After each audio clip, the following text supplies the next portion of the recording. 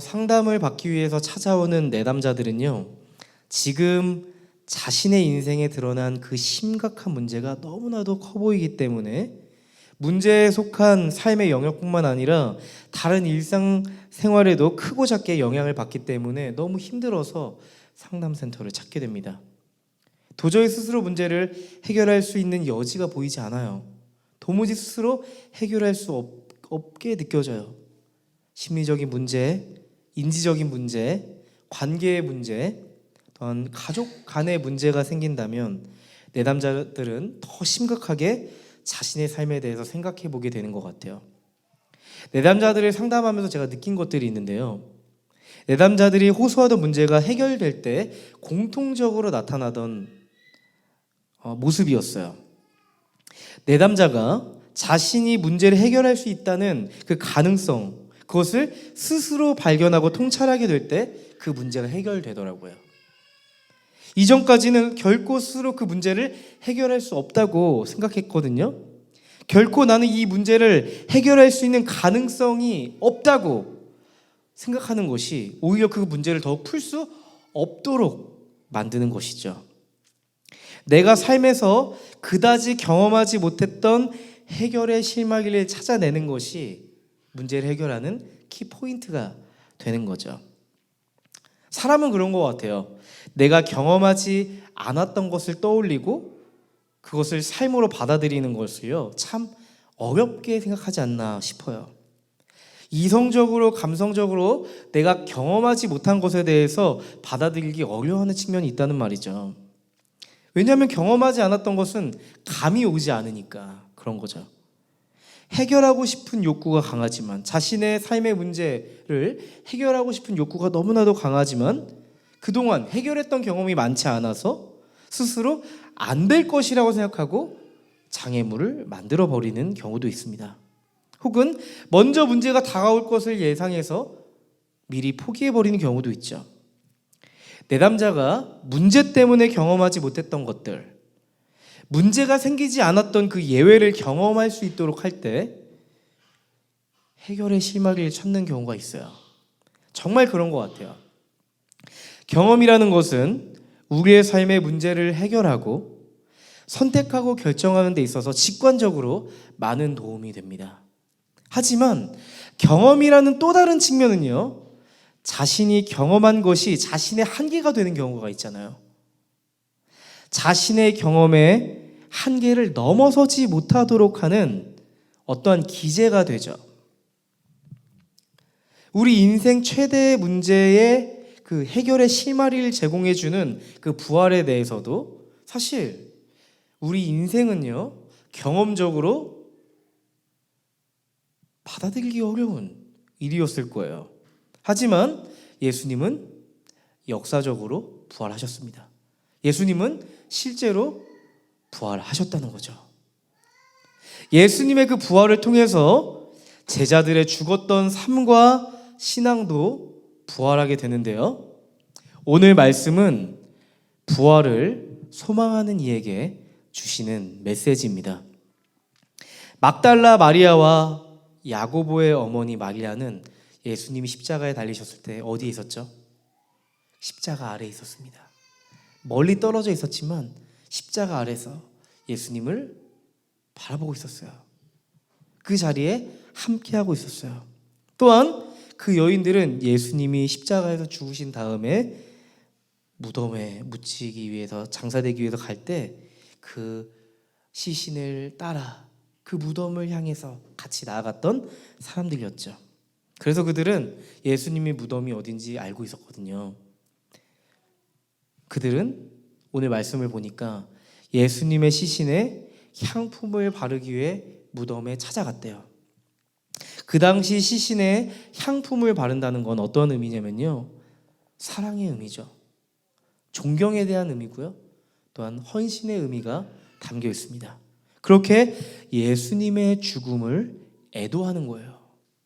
우리가 장례식장에 가서 꽃을 놓고 기도하는 것처럼 말이죠. 십자가 사건은 다른 제자들처럼 도망하거나 피하지 않고 십자가 앞에서 예수님의 죽음을 바라보며 곁에 있었던 그런 여인들인데요. 어쩌면 처절하게 비참하게 죽으셨던 그 예수님을 보면서 그들은 그 죽음의 절망의 끝을 보게 된 거예요. 얼마나 인간이 처절하게 죽을 수 있는지 그 장면을 실제 눈으로 보게 된 거죠. 어땠을까요? 다시 살아날 여지가 있다고 생각할 수 있었을까요? 마지막에 물과 피가 다 몸에서 빠져나갈 때까지 십자가에 매달리셨고, 군병들은 그가 죽었는지 확인하기 위해서 양 옆구리에 창으로 찔러서 죽음을 확인했죠. 최종적인 죽음에 이르렀는지 확인했죠. 아마도 그 자리에 있었던 여인들은 이렇게 생각했을 거예요.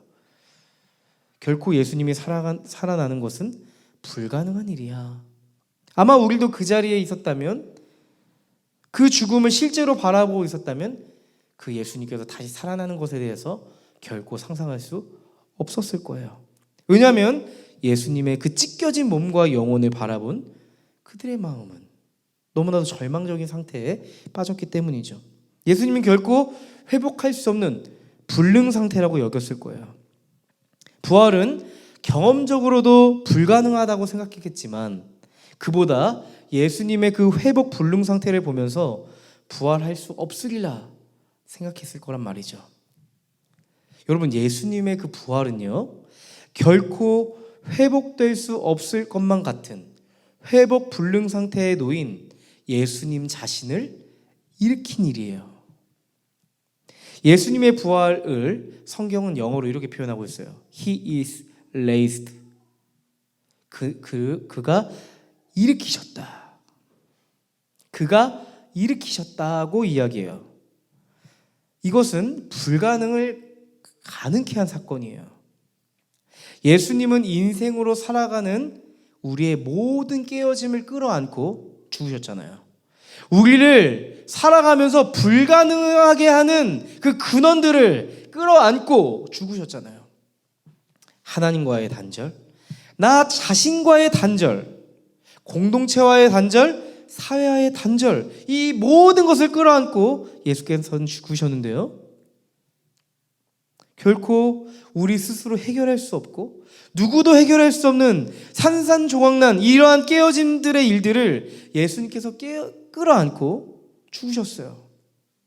예수님이 부활하셨다는 것은 과거의 일이 아니라 여전히 지금도 내 안에 나를 깨어지는 일들을, 나를 불가능하게 하는 그 빠져들게 하는 일을 회복시킬 수 있다는 것을 의미해요. 부활은 내가 그동안 경험하지 못했던 회복과 변화를 일으키는 결정적인 사건이 되죠. 여러분, 우리의 인생을 돌아보면 이런 생각이 들 때가 있어요. 정말 예수님처럼 찢겨지고 깨어진 나의 몸과 영혼을 바라보면서 나는 이제 회복 불능 상태야. 인생은 링반대룽이야. 여러분, 링반대룽이라는 말 아세요?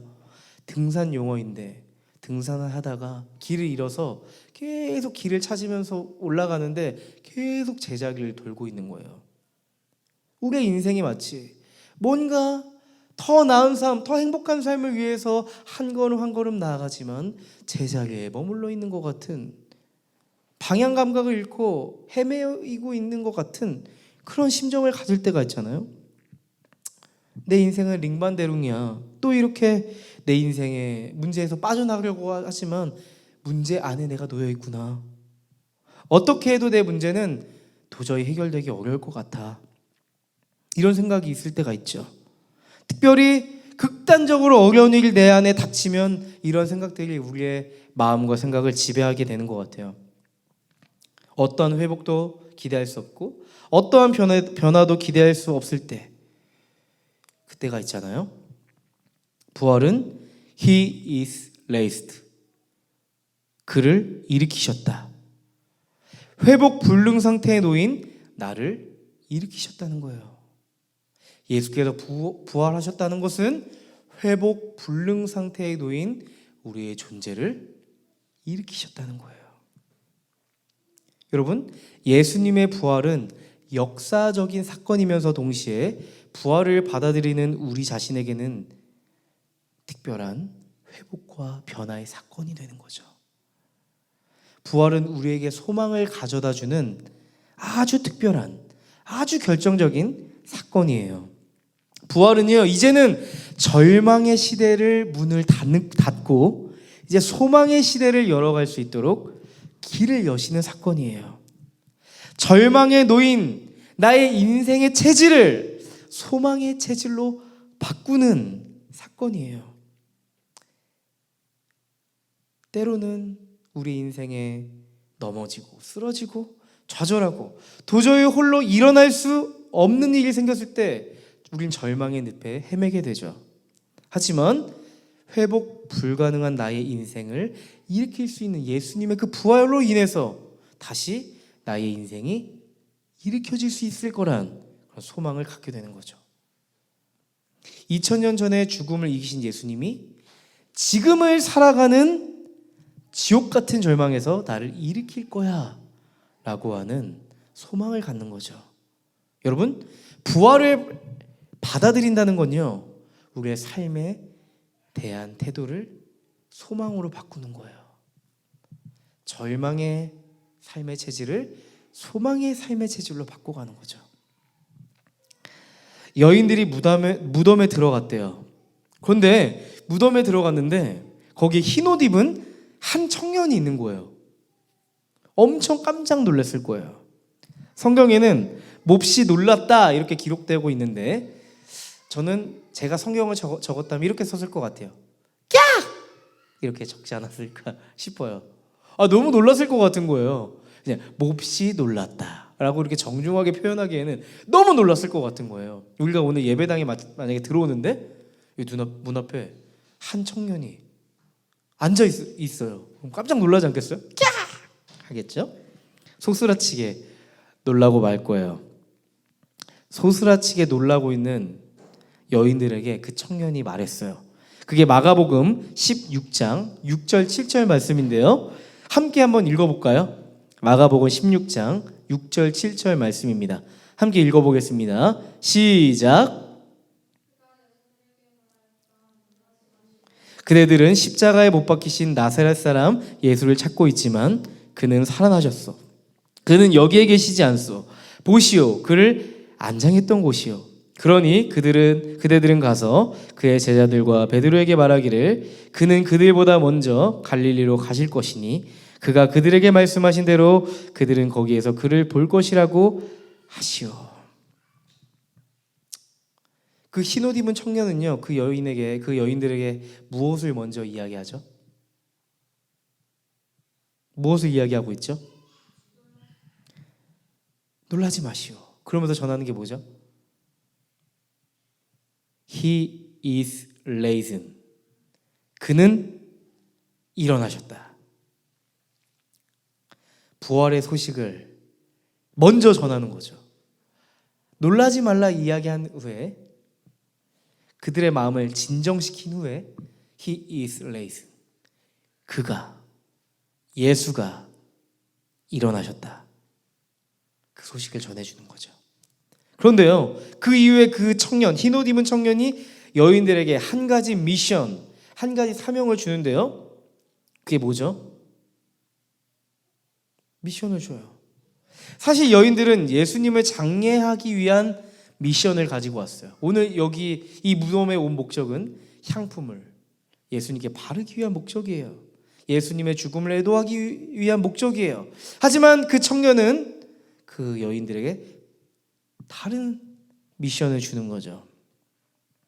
부활의 소식을 들은 그 여인들에게 주어진 사명은 예수님의 십자가의 죽음으로 인해 흩어져 버린 베드로를 비롯한 제자들에게 가서 부활의 소식을 전하라는 거예요. 부활의 소식을 전하라. 예수님을 배신하고 떠나버린 그들을 찾아서 부활의 소식을 전하라는 거죠. 저는 너무 이 장면이 감동적이게 느껴졌어요. 예수님의 부활하신 이후에 처음으로 그 여인들에게 주신, 최초의 사람들에게 주신 미션, 사명이 예수님을 배신하고 떠나버린 그 사람들을 다시 돌이키는 예수님의 마음이었다는 거예요. 하나님의 관심이 어디 있는지 느껴지지 않나요? 여러분, 저는 이 말씀이 지금 우리에게 적용이 된다면 이렇게 적용될 수 있다고 생각합니다. 부활은 여전히 매일의 삶 속에서 우리는 하나님을 부인해요. 외면할 때가 있어요. 하나님에 대해서 무관심하게 살아갈 때가 있어요. 그런데 그런 삶을 살아가는 우리에게 주님은 다시 우리에게 찾아오시는 거예요. 찾아오시는 거예요. 우리를 일으키기 위하여서. He is risen. 우리를 일으키기 위해서 우리를 찾아오신다는 거죠. 우리 같으면 나를 배신한 사람들에게 대박 소식 전해주시겠어요? 좋은 소식 전해주시겠어요? 소망이 되는 이야기 전달하고 싶겠어요? 저 같으면 그 사람들 쏙 빼고 앞으로 예수님과 함께할 사람들을 찾아다니면서 부활의 소식을 전할 것 같은데, 예수님은 다르셨어요. 예수님은 자신을 배신하고 배반했던, 십자가 앞에서 예수님을 떠나버렸던, 흩어져 버렸던 그 제자들을 여전히 기억하시고 그들에게 찾아가시잖아요. 부활은 여전히 흔들려가는 우리의 인생에 찾아오고자 하는 주님의 깊은 마음이 담겨 있어요. 마가복음 16장 8절 말씀을 보면 이렇게 말씀하고 있어요. 그 미션을 들은 흰옷 입은 청년에게 제자들에게 가서 부활의 소식을 전하라고 하는 그 이야기를 들은 여인들의 반응이 나와져 있는데요. 이렇게 말하고 있어요. 그들은 뛰쳐나와서 무덤에서 도망하였다. 그들은 벌벌 떨며 넋을 잃었던 것이다. 그들은 무서워서 아무에게도 아무 말도 못하였다. 그 여인들의 반응을 보면요, 도망가 버렸대요. 감당할 수 없는 일이 지금 그 여인들에게 일어난 거예요. 그들이 느꼈던 감정은 벌벌 떠는 두려움이었대요. 여인들은 그 흰옷 입은 청년이 말했던 사명을 잃어버리고 그 누구에게도 부활의 소망을 전하지 못했어요. 저는 이 장면을 보면서 어쩌면 지금을 살아가는 우리도 부활의 소망을 누군가에게 전달한다는 게 너무나도 두렵고 부담스러운 일이기도 하잖아요. 이것은 지금을 살아가는 우리에게 너무나도 공감이 되는 이야기인 것 같아요. 여전히 우리도 예수께서 이루신 일을, 그 구원의 일을, 십자가의 죽음을, 예수님의 다시 사심을 전한다는 것이 때로는 두렵고 부담스러울 때가 있지 않나요? 그리고 이 사명이라는 거 포기해버리고 잃어버리고 살아갈 때가 참 많은 것 같다, 이런 생각이 들어요. 그런데 하나님은 결코 포기하지 않는 분입니다. 하나님은요, 사명을 잃어버리고 일상을 살아가던 막달라 마리아를 찾아가세요. 아까 막달라 마리아는 예수님의 그 시신에 향품을 바르러 가던 여인 중에 한 명이잖아요. 예수님은 다시 이 막달라 마리아에게 찾아가세요. 예수님은 이전에 보면요, 7 귀신에게 고통받는 막달라 마리아를 치유해 주시고 자유케 해 주셨거든요. 그런 여인의 사연이 있어요.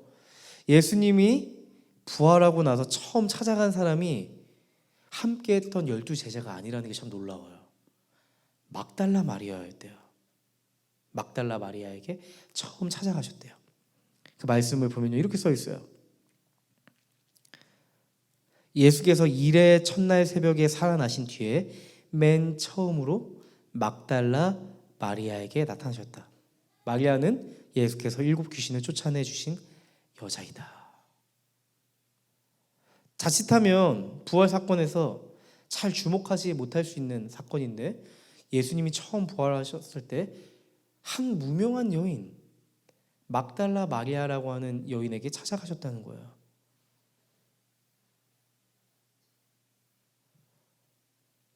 예수님 부활하시고 그 여인에게 찾아가셔서 그의 신앙을 먼저 회복시켜 주시고 그 막달라 마리아에게 자신이 막달라 마리아에게 찾아온 목적을 말씀하세요. 그게 뭐냐면 너가 다시 가서 내가 부활했다는 소식을 전달해 다오. 막달라 마리아는 흰옷 입은 청년에게 부활의 소식을 전하라는 미션을 받았지만 감당할 수가 없었잖아요.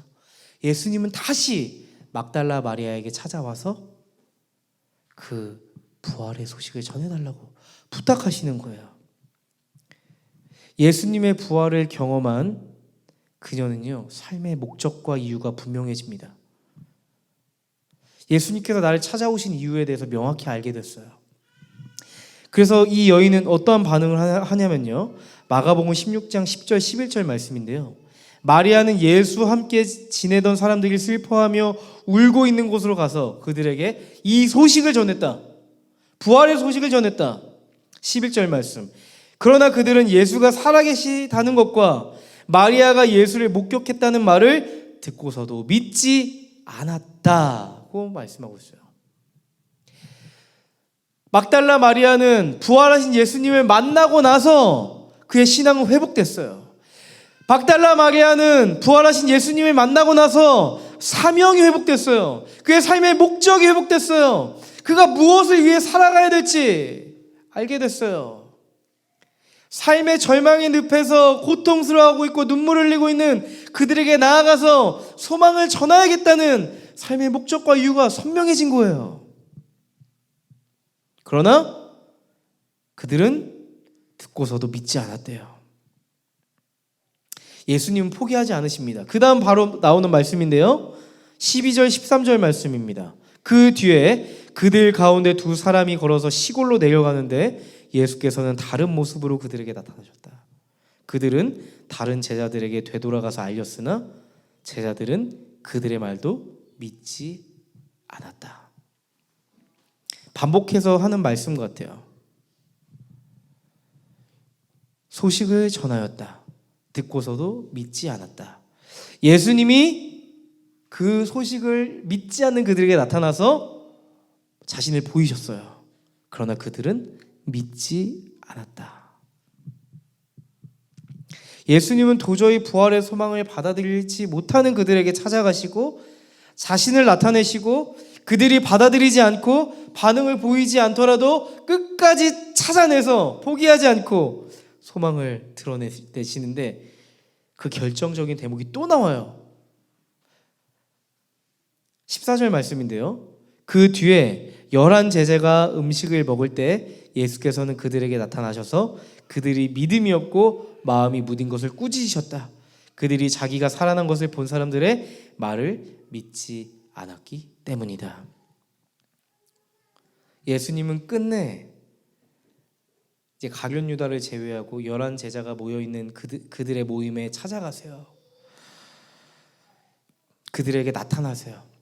그들이 반박할 수 없도록 제자들이 모인 그때에 일시에 자신을 드러내세요. 예수님은 그들의 깊숙한 내면을 알고 계셨거든요. 마음이 무뎌 있었대요. 부활의 소망을 받아들일 만한 믿음이 이제는 없는 거죠. 마음이 무뎌져 있는 거죠. 그들 안에 소망 없는 상태에 놓였다는 것을 예수님은 너무나도 잘 알고 계셨어요. 예수님께서는 아버지가 자녀를 꾸짖듯 그들의 마음을 돌이키기 위해서 꾸짖으셨대요. 사랑의 꾸짖음이죠. 저는 이 장면이 제자들에게 어떻게 다가왔을까 생각해 본다면, 믿음이 없는 자들아 하면서 예수님께서 제자들을 꾸짖을 때가 있으셨거든요. 그때를 떠올리게 하는 거죠. 예수님은 믿음이 없다, 믿음이 작다고 얘기하신 후에 그들을 버리시지 않고 믿음이 작아 넘어져가는 이들의 제자들의 손을 붙잡고 다시금 하나님 나라를 가르쳐 주셨거든요.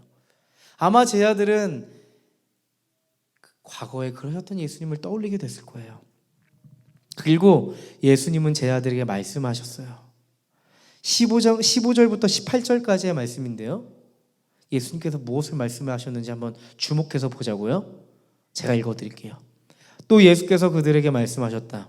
너희는 온 세상에 나가서 만민에게 복음을 전파하여라. 믿고 세례를 받는 사람은 구원을 얻을 것이요 믿지 않는 사람은 정죄를 받을 것이다. 믿는 사람들에게는 이런 표징들이 따를 터인데 곧 그들은 내 이름으로 귀신을 쫓아내며 새 방언으로 말하며 손으로 뱀을 집어들며 독약을 마실지라도 절대로 해를 입지 않으며 아픈 사람들에게 손을 얹으면 나을 것이다. 여러분, 예수님이 부활했다는 그 사실이 제자들에게 어떻게 와닿았을까요? 예수님께서 그동안 우리에게 가르치셨던 하나님 나라, 우리와 함께 삶을 살아내시며 사랑과 정의로 보여주셨던 하나님 나라, 회복될 수 없을 것만 같은 유대 사회에서 누구도 관심을 갖지 않는 사람들을 일으키시면서 몸소 보여주셨던 하나님 나라가 진짜였구나, 이제 시작되었구나라는 것을 알리는 거였어요. 여러분 잘 생각해 보세요. 예수님의 그 십자가의 죽음과 함께 그들이 꿈꾸던 하나님 나라도 어떻게 됐어요? 죽었어요. 예수님께서 가르쳤던 하나님 나라는 이렇게 끝나는구나. 우리의 왕이신, 우리의 리더이신 예수님이 이렇게 죽었으니 우리는 이제 흩어져 버리자. 우리가 무슨 하나님 나라란 말인가?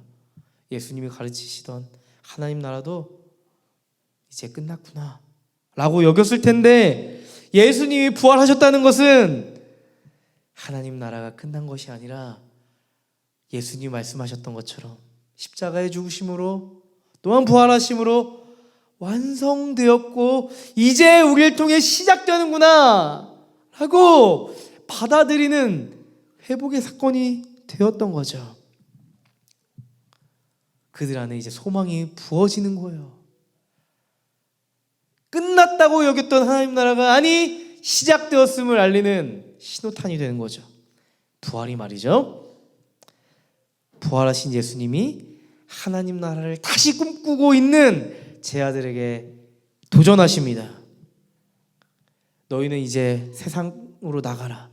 이렇게 울고 슬퍼하며 삶의 목적을 잃어버리며 방 안에 갇혀있지 말고 나아가라.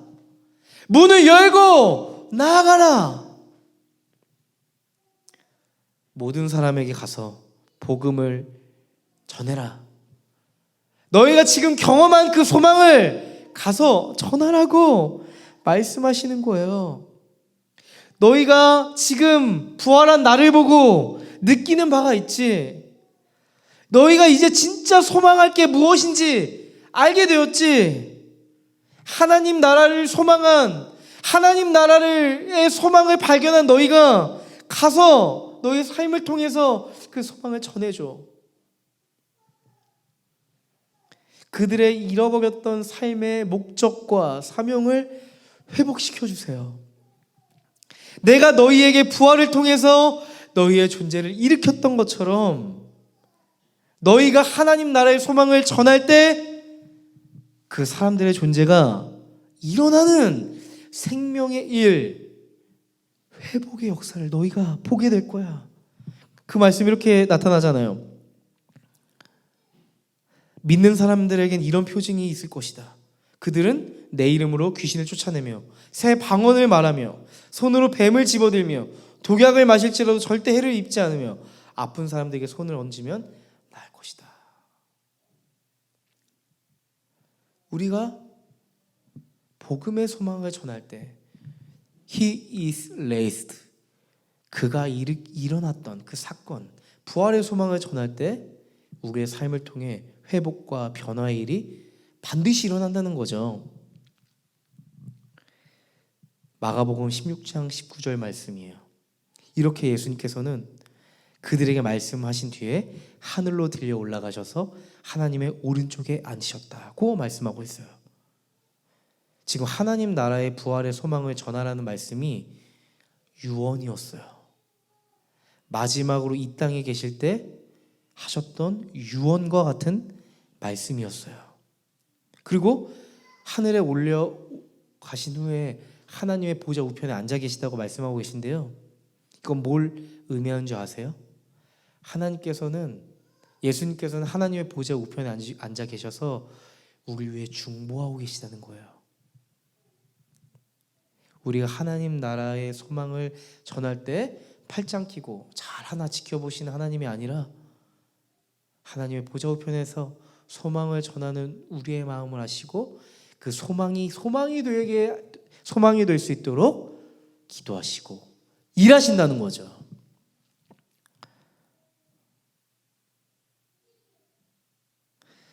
예수님이 유언으로 하신 이 말씀이 어디에 강조점이 있는지 아시겠죠? 마가는 예수님의 유언과 같은 말씀 중에 복음을 전파하는 이 메시지를 특별하게 기록했어요. 왠지 아세요? 이것이 우리의 삶의 목적이기 때문에 그렇습니다. 지금을 살아가는 우리에게 허락된 삶의 목적이기 때문이죠. 마가복음 마지막 말씀입니다. 그들은 나가서 곳곳에 복음을 전파하였다. 주님께서 그들과 함께 일하시고 여러 가지 표징이 따르게 하셔서 말씀을 확증하여 주셨다. 와우. 마지막 마가복음의 말씀을 보니까 그들은 이제 반응하기 시작해요. 마가복음 16장 안에서 많은 변화가 이루어지고 있는 것 같아요. 막달라 마리아를 통해서 복음을 들었지만 그들은 믿지 않았대요. 또한 예수님께서는 제자들 중 일부에게 나타나서 자신을 드러내 보셨지만 그들은 믿지 않았어요. 하지만 그들은 부활하신 예수님을 경험하고 그들의 삶의 목적, 하나님 나라의 소망을 발견한 이후에 그들의 삶은 달라졌어요. 이제 세상 가운데 나아가서 복음을 전하기 시작하죠. 근데 여기서 보시면 곳곳에서 복음을 전파하였다.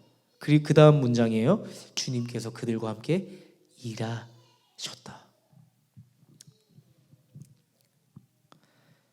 그들이 복음을 전하기 시작할 때 주님이 일하기 시작하십니다. 곳곳에서 회복의 일들이 벌어집니다. 변화의 일들이 생깁니다. 성장하는 일들이 생겨버립니다. 여러분, 부활을 소망하는 이들의 삶은요, 세상에 나아가 쓰러져가는 존재들을 변혁하고 사회를 변혁하는 일로 우리의 소망의 불길을 번지게 하는 거예요. 우리 주변에 삶의 절망에 빠진 사람들이 얼마나 많습니까? 예수를 믿는 사람들도 종종 문제의 늪에 빠져서 절망 가운데 놓인 사람들이 있잖아요. 결코 내 삶의 문제가 해결되지 않을 거야. 지금 이렇게 내 상태가 최악인데 앞으로 내 삶이 얼마나 달라질 수 있겠어? 갑자기 뭐가 달라질 수 있겠어? 근거 없는 긍정은, 근거 없는 잘 될 거야 라고 하는 긍정은 나를 불행하게 할 뿐이야. 이러한 생각을 빠진 사람들, 삶의 회복을 경험하지 못하고 아픔만을 줄곧 경험해서 앞으로 내가 회복될 것을 기대할 수 없는 사람들, 그 회복을 받아들이지 못하는 사람들에게 우리는 He has risen, 그가 일으키신다, 그가 너를 일으키실 것이다, 복음의 소망을 전하는 거죠. 예수님께서 이루신 부활, 그 회복을 우리가 경험하면 회복될 수 없을 거란 편견은 끝나버려요. 제가 서두에 말씀드렸던 것처럼 내담자의 회복은 회복할 수 있을 거라는 실마리를 발견하면 이제 용기가 생겨요. 회복할 수 없다는 믿음을 가졌던 그들이 이제는 해결의 실마리를 통해서 회복할 수 있을 거라는 용기를 갖게 되죠. 예수님의 그 부활의 소망을 발견한 그들은요, 이제는 조그맣지만 그 조그만 회복의 경험을 통해서 변화되고 성장할 일들만 남게 되는 거죠. 여러분, 부활의 소망은 부활 주일에만 기념하고 감사해야 할 일이 결코 아닙니다. 부활은 그리스도인의 소망 그 자체예요. 하나님께서는 예수님의 그 십자가와 부활을 교회에 들어갈 때 걸었다가 교회 밖을 나가면 풀어놓는 액세서리가 되지 않기를 간절히 바라세요. 우리는 자꾸 고난주간과 부활주일에 예수님을 십자가에 못 박아 죽였다가 부활주일에 살렸다가 감사하고 다시 삶으로 돌아가면 긴장의 끈을 풀어놓고 십자가와 부활을 잃어버리는 일상으로 돌아오는 일을 어쩌면 매년 하지 않나라는 생각이 들 때가 있어요. 예수님만 매년 죽고 매년 살아나는 그 4월 시즌. 사실은 예수님이 죽고 예수님이 다시 사셨다는 건요, 우리의 존재가 예수님과 함께 죽고 예수님과 함께 다시 사셨다는 거잖아요. 예수님의 십자가와 부활에 우리가 없을 때가 있어요. 여러분, 예수님의 그 십자가와 부활에 우리의 삶이 없으면 그거는 뭔지 아세요? 그냥 종교적 관습일 뿐이에요. 기독교 전통에 불과하고 많은 거예요. 하지만 예수님의 십자가와 부활이 우리의 삶에 소망을 주고 우리의 삶을 변화시킨다면 이제 달라지겠죠. 여태까지 죄로 인해 묵어버렸던 쾌쾌했던 우리의 삶의 체질을 버리고 예수 그리스도와 함께 십자가의 죽음으로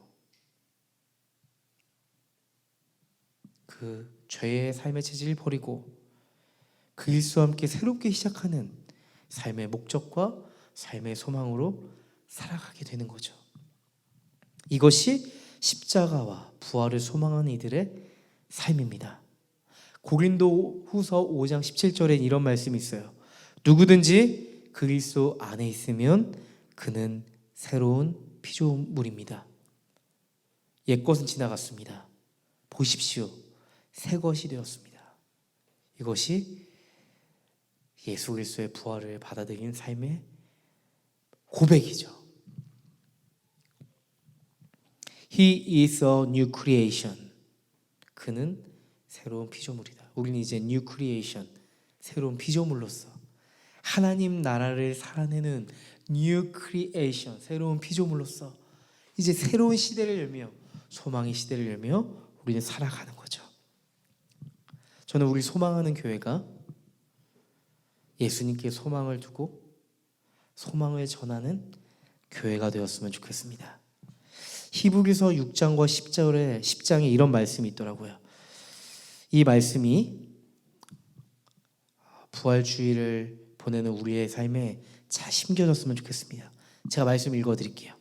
히브리서 6장 19절 말씀입니다. 우리에게는 이 소망이 있으니 그것은 안전하고 확실한 영혼의 닷과 같아서 휘장 안에까지 들어가게 해줍니다. 히브리서 10장 23절 말씀입니다. 또 우리에게 약속하신 분은 신실하시니 우리는 흔들리지 말고 우리가 고백하는 그 소망을 굳게 지킵시다. 아멘.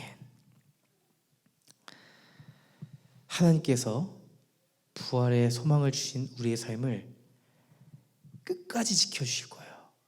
신실하신 주님께서 우리가 흔들리지 않도록 해주실 거고 우리의 소망을 굳게 지킬 수 있도록 도와주실 겁니다. 지금 우리가 함께 성찬을 나누게 될 텐데요. 그 성찬의 의미가 담겨 있어요.